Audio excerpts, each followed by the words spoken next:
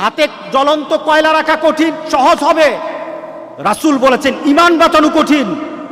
আর এটার সময় এখন গোটা পৃথিবীতে এখন মুমিনের ঈমান নিয়ে খেলা হচ্ছে। মুমিনের ঈমানের অবস্থা নিয়ে এখন তারা তামাশা করতেছে গোটা পৃথিবী।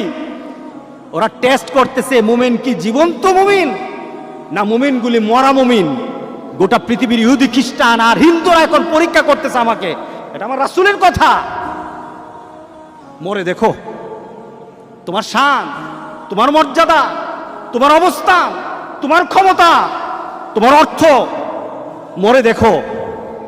তুমি যদি নিজের জীবনকে মূল্যায়ন করতে না পারো, আল্লাহ যেটা বলেছেন ইল্লাল্লাযীনা আমানু, যদি ঈমানদার না হয়ে মরো, তুমি কতটুকু ক্ষমতা, তোমার কতটুকু অর্থ, তোমার কতটুকু গাম্ভীর্যতা, তোমার কত মর্যাদা। ফেরাউন, সাদ্দাত, নমরুদই তো দুনিয়াতে থাকতে পারে নাই। কথা ঠিক আছে কিনা বলেন?